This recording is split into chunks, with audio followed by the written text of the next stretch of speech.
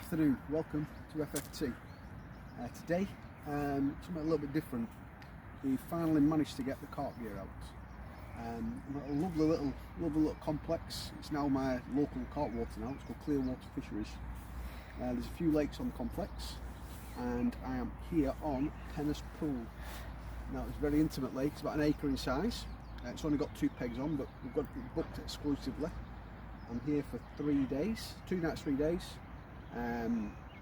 Fish stock wise, between 10 up to mid doubles. There's a couple of 20s, and I believe there's a couple of 30s in here as well.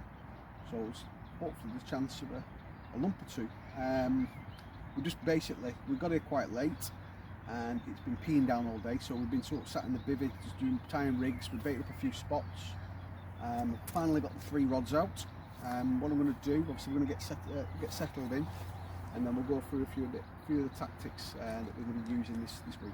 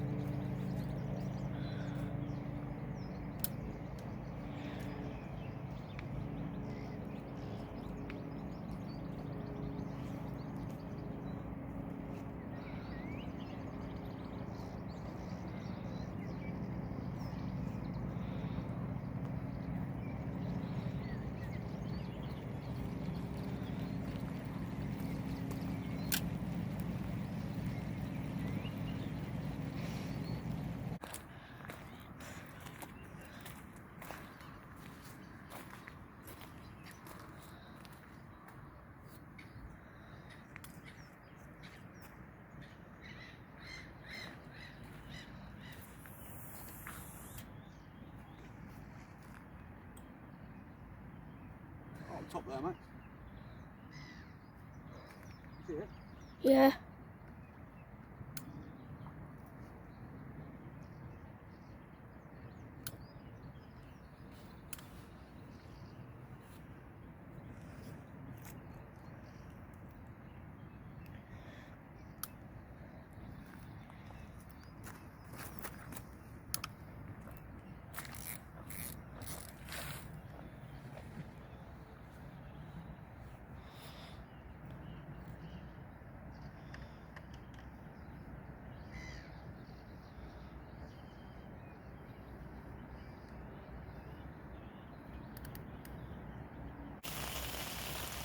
So as you can probably hear, you can probably see, it's been the theme of the day. It's absolutely chucking it down.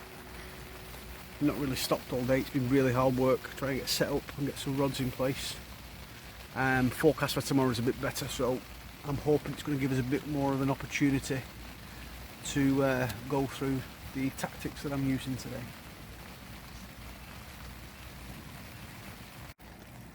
Just give you a quick run through for the lake.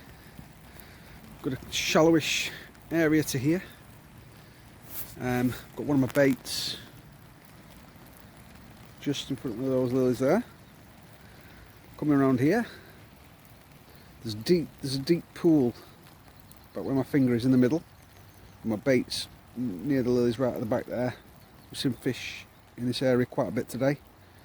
Coming around here, did originally start with just a solid PVA bag just in that hole there, but throughout the day we've seen about 3 fish rolled just right in front here, these lilies here. So I put quite a few scoops of boilies in twice over the past couple of hours. and I've literally just dropped my rod just in front of there. It's about 9 o'clock, it's going to be going dark soon, so I've just dropped a bait just there. It must be 2 foot away from muzzle, is right under his feet. And anyway, so I'm going on here now on this other side.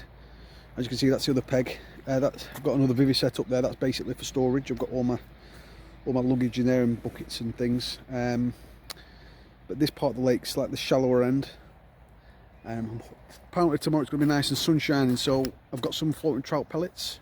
So there might be a chance to get some off the surface, or maybe stick some zigs out. I'm not sure, but as I said, I've seen quite a few fish rolling throughout the day, so just got a couple of bottom baits, so we'll see where we go. I just thought, so just behind us where we are now, I don't know if you can see this. This is Kia Lake. It's big, I think it's about 18 acres. It's that's a syndicate lake. Home to I think it's 52 pound something ounce fish named Moonscale, which came out the other week. Wouldn't mind actually getting to join here, but we'll have to see. I mean, that guy in that peg had a fish earlier. In fact, I think he's got one in there now. No, he hasn't. It's weird. So yeah, and then just over there, that's this nice rainbow up in the sky there. So just over those hills there is Kent's Bank and Kellet Lake. Or is Kellet? Yeah, Kellet Lake might be over that side there, but there's a scrape lake on here, which is of course for sure. So yeah, it's a good complex. Hi, good morning everyone. Quite an uneventful night last night. I was woken up twice, one by a swan that took my lines out, and then one which actually was the liner on the one that was near side of the margin. Anyway, the weather's brightened up a bit. There's plenty of fish rolling. There's no signs of them up in the water at the moment, even in the shallow water. I can't see anything cruising. So what I'm going to do, I'm going to keep 2 rods on the bottom, and I'm going to put a zig out in the shallower water. I'll just quickly run through the rig that I've got on the bottom to show you. It's got 16 pounds of camo soft. Got a hybrid lead clip just here. It's got a 4-ounce lead on, which obviously can be released on the take. And then I've got a 10-inch piece of the corded boom, which I've crimped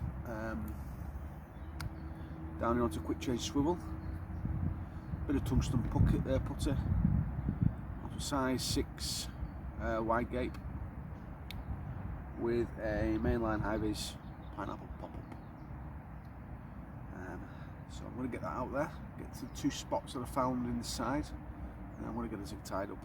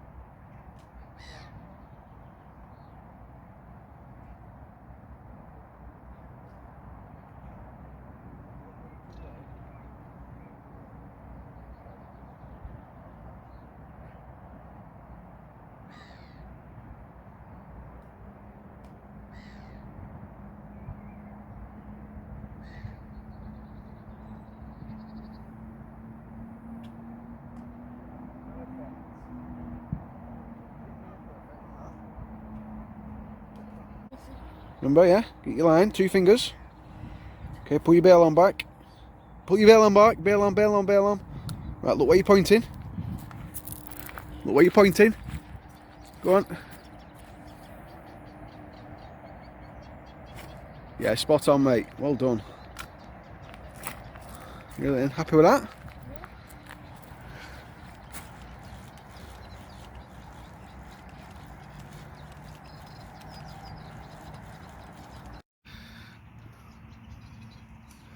So I've just sent Max round to the area where I'm going to be putting a rig later on for this evening.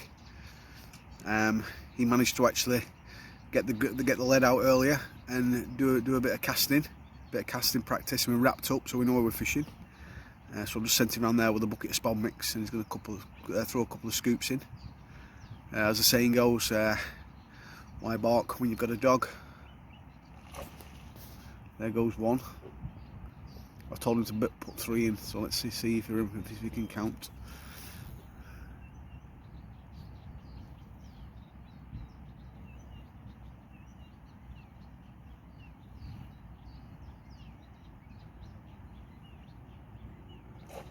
He's doing a good job there, his lad. Let's see if we can zoom in a bit. Oh god, that was a bit scatterish. It's fine. Good lad.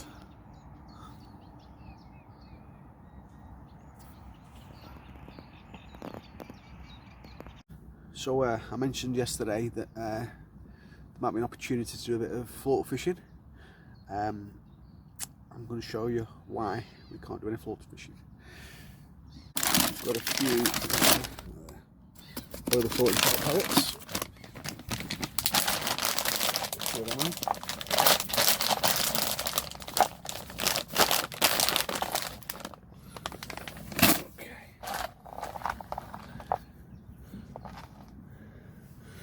Got a handful of floating trout pellets just there.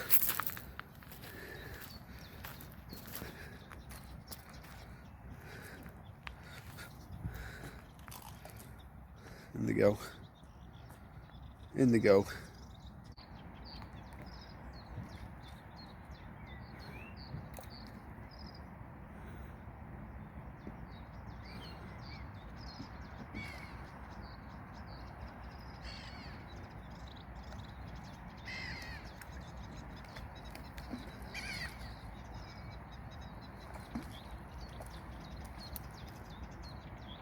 And there goes the trout pellets.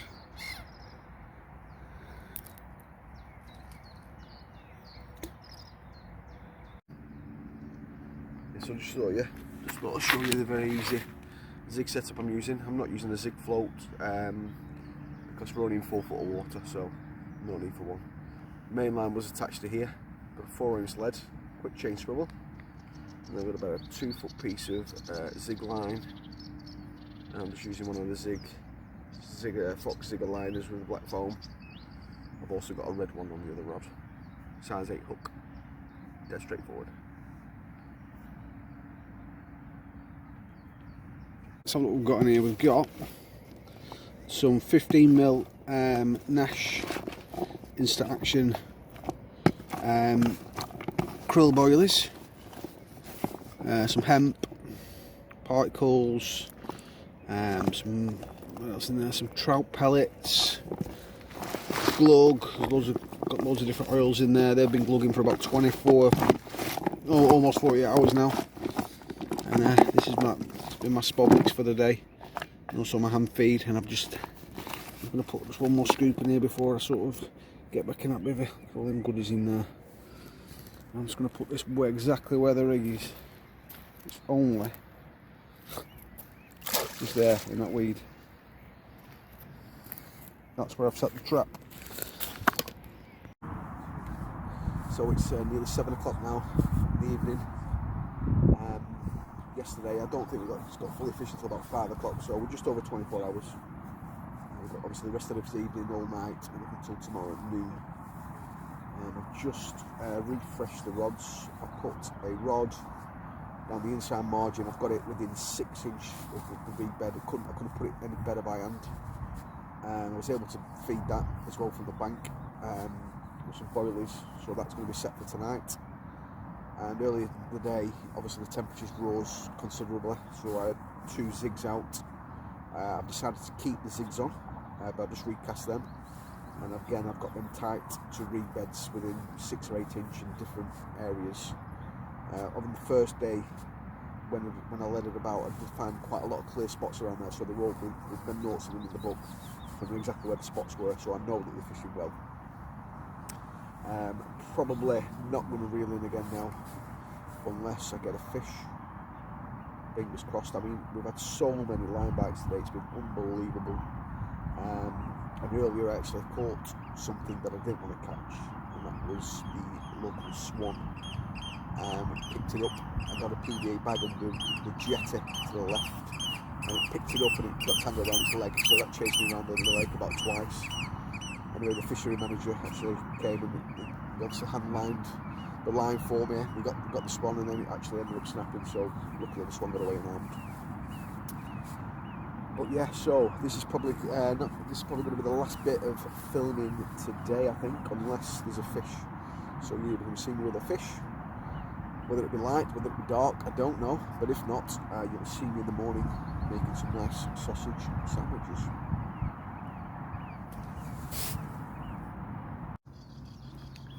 Well, good morning. It's been a very eventful night. Still no fish to show though. Now in life, there are 2 types of people apparently. There's optimists and there's pessimists. But I feel there's a third, and I call it philosophist. And I put myself into that category. Now if you passed an optimist a glass that had water halfway down the glass, they would say the glass is half full. And positive thought. And if you passed it to a pessimistic person, they'd say the glass was half empty. Negative thought. Me being a philosophist, I'd look at it and say the glass is too big. Why this is important, it sums up what's happened over the past couple of days. Sometimes you're just not destined to catch a fish. Let me tell you what happened last night. So, as I said to you in the final clip, we got the rods out, got them in perfect position, each within 12 inch away from the reeds, spread around the lake. Could have put them better with my hand if I'd tried. And then we got into our beds, watched a bit of Netflix, and then fell asleep. Around 1:30, my receiver started off like a madman. It was vibrating so much. So I jumped up out of my sleeping bag, looked out of the bigger window and looked down upon the rod pod. The tips were in the water and the family of swans were sat directly on top of my rods. All 7 cygnets, the female swan and the big daddy swan who I caught earlier. You know, he took me around the lake once already. Now he sat on my lines. I've christened him Mr. D-Head. As soon as I got out of the bivvy, he shot off. Well and truly, Mr. D-Head got all the lines with his flap. He swam to the right, took all the lines out, the rod pod went over, the rods went over. I looked, he picked my 3rd rod up, it was off, the rod was off across the peg. I chased after it, I grabbed hold of the rod. I let go of the bail arm so he could take some line. That's when I lost my footing and slipped down the bank and ended up in the lake. So then the swan went straight through the lily pads, put the line in the lily pads. It removed my rig from the edge and put that in some more lily pads. And then luckily the swan broke free. Now as I stood there, I summed up what had just happened and I looked at the damage. My rig was in a lily pad about 70 metres away. Then the line was in another lily pad about 30 metres away. Then between that lily pad and my rod, there was the biggest bird's nest in my reel. I mean, it was unbelievable. I mean, if I'd have tried to undo that, like unlocking the secrets of the universe. And then I looked down and I'm testicle deep in water. I felt like crying, but I didn't. I got back out of the water, snipped the line, I put the rod against the bivvy, and I thought that's not going back out tonight. And I got back in my bed. 60 seconds later, I thought, what can I do? Got an idea. So I got back out of the bivvy. I tripped over the bivvy door and face planted right on the floor. It's not great. And then what I did is I got both landing nets and put them either side of the now ruined rod pod. I'll just show you what's left of it. I've actually haven't really set it back up today. Can you see that there? It's all skew-whiffed. Yeah. So I put both landing nets next to the rod pod just to deter the swans coming back, which to be fair did work. Anyway, I got back in my pit. And then it was 4:10. I checked on the phone. 4:10, the receiver went again. Beep, beep, beep, beep, beep, beep. Well, it was a vibrate, not a beep. I looked out the window, there's no swans. We had a fish on. So I went to get out of the sleeping bag, and the crash zips were stuck. So now I'm stuck in my sleeping bag. I'm trying to get out. My bed chair's against the bivvy side where my head is, so I've got about a foot gap to try and wriggle out of. Couldn't get out. I thought there's only one thing to do here, so I stretched into like a fetal position, pushed my knees out and bust the zip so I could get out the side of the bag. Anyway, I stumbled out the bivvy, went to the rod, picked the rod up, the rig had moved 20 foot, and the fish had come off. It was at that point when I nearly picked the rods up and the pod and threw them in the lake. But I stopped myself, and I thought, that glass is too big. Sometimes you're just not meant to catch, and this is one of those. So we're now into the final hour and a half. Started the slow pack down about an hour ago. I didn't see the away. What we decided to do for the last hour or so is just put a zig down the right here next to the lilies, and a zig down the left next to the reeds tighting. See quite a few fish in the margins, but I think they're getting ready to spawn, to be honest. I mean, what, it's 10 o'clock now, and I bet it's 20 degrees. Just had my feet in the water, and the water's definitely warming up. And as we know, when it hits that 18-degree mark, the fish will start to spawn. So yeah, got about an hour and a half left. 2 zigs out. Carry on the slow pack down. Hopefully we can get a last minute blank saver. So we're now to the last half an hour now. Everything's pretty much packed away. Just about 10 minutes ago, moved one of the zigs just into open water, and there's fish all over it. There's fish everywhere, topping. If it goes in this last 30 minutes, I'm going to be surprised, but there's fish there. But if it's not picked up, this will be the last clip of the session. I hope you've all enjoyed watching it, especially me teaching little Max how to lead about with a spod rod. It was quite interesting. Anyway, I've got a few things planned up and coming, so keep your eyes peeled for any videos dropping. And if you like this video, if you don't mind giving me a thumbs up, maybe stick a comment below, and if you feel really generous, maybe hit that subscribe button. Until next time, see you again.